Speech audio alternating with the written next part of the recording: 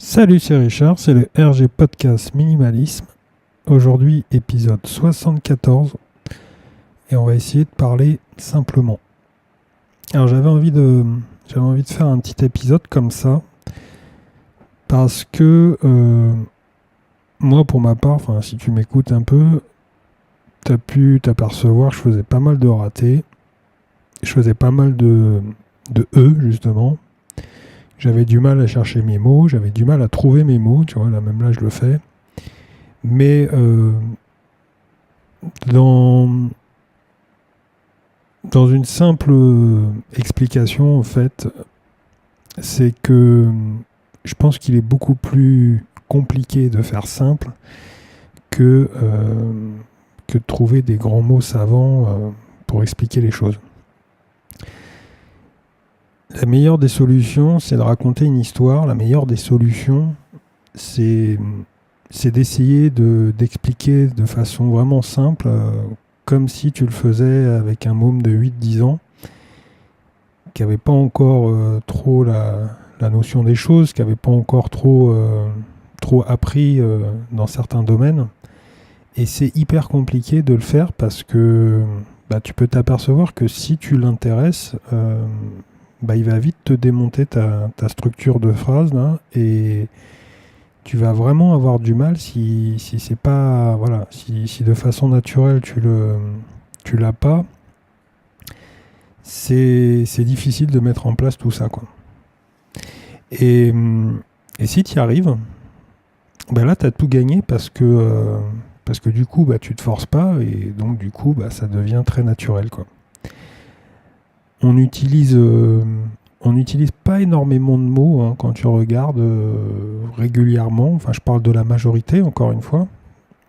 On n'utilise pas énormément de mots, et je dis pas non plus de parler essentiellement de météo tout le temps, mais c'est quand même beaucoup plus utile de vulgariser. Moi, je préfère vulgariser des explications plutôt que de rentrer dans des schémas hyper savants, hyper compliqués, qui finalement après vont intéresser qu'une minorité, et qui va je veux dire par là, c'est que si tu commences à rentrer dans la technique, moi j'ai travaillé énormément d'années dans le bâtiment. Quand je commence à parler construction, projet, technique de fabrication et autres, tout de suite j'utilise un jargon qui est propre à mon environnement. Alors et c'est naturel. Enfin, je veux dire, c'est pas volontaire. Il y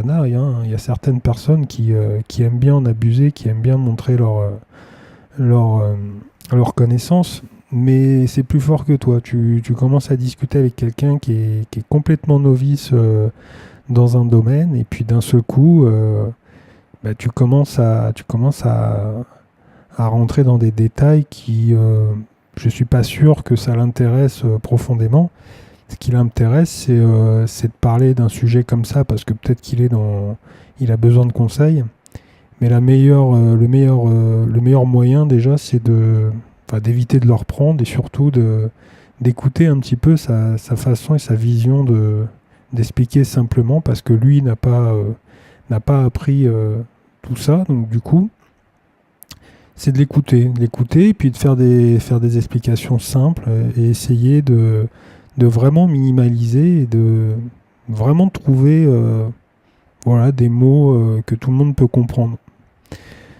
On nous placardise, hein, on nous met dans des cases comme ça, en nous expliquant que faut être comme ça, faut être comme ci, ou si t'as fait ça, donc maintenant t'es devenu expert de ton domaine.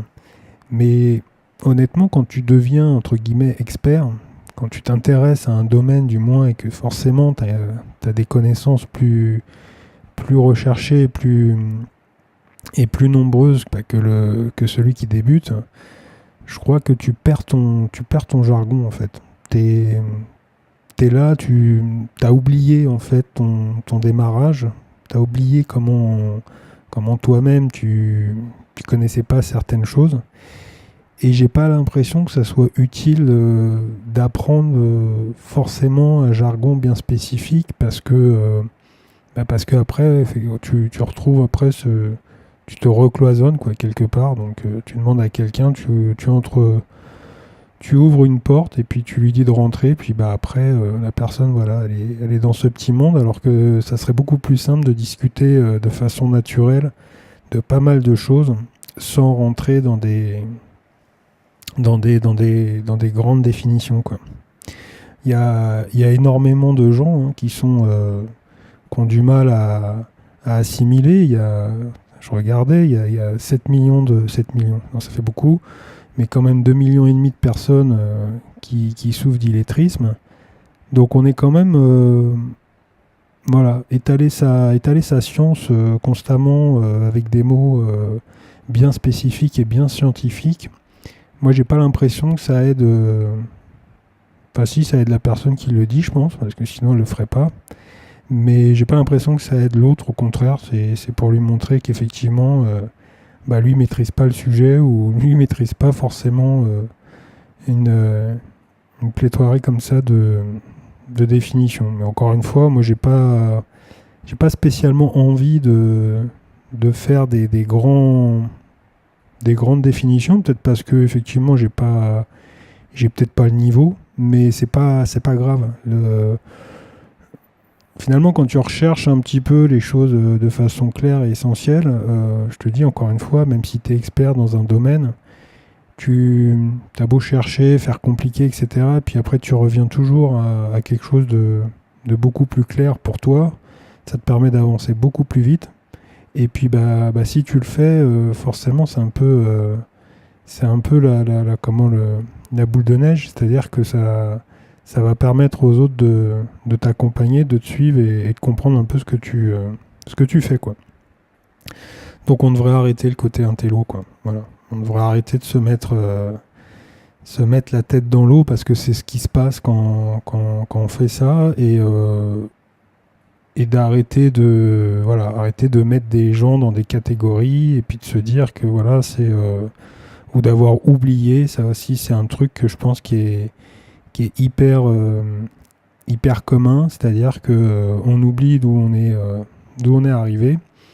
On oublie qu'on avait 8-10 ans, et d'une façon naturelle, si tu veux que ton discours il tienne un petit peu l'attention des gens, et de façon large. Alors je dis pas qu'il faut brasser large pour être entendu, mais si au moins le discours il pouvait être simple, ça éviterait comme ça d'avoir des fois des mal de crâne ou des gens qui décrochent au bout de 2 minutes, sachant qu'encore une fois, je te dis, le cerveau, on a une concentration de 10-15 minutes. Donc si tu commences à faire des longs monologues avec des phrases bien chiantes, j'ai pas spécialement, je pense pas spécialement que ça va intéresser beaucoup de personnes.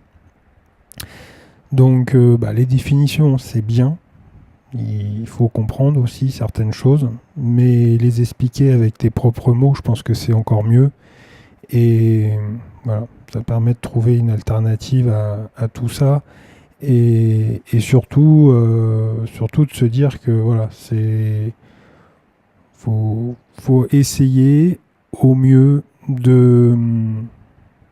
je te dis encore une fois, d'expliquer ça comme si en face de toi il y avait quelqu'un de jeune, et de pas encore trop développé, mais c'est pas pour ça qu'il faut le prendre pour un abruti. Au contraire, faut le prendre avec ses mini-armes, et toi lui expliquer de la façon la plus simple et de la façon la plus naturelle les choses, sans que ça soit trop pénible. Voilà. C'est tout pour cet épisode. J'avais pas envie de faire quelque chose de très long aujourd'hui. Donc on se retrouve comme d'habitude sur les réseaux, sur ma page www.rgminimalist.cloud. Et puis moi je te dis à demain, un nouvel épisode. Salut!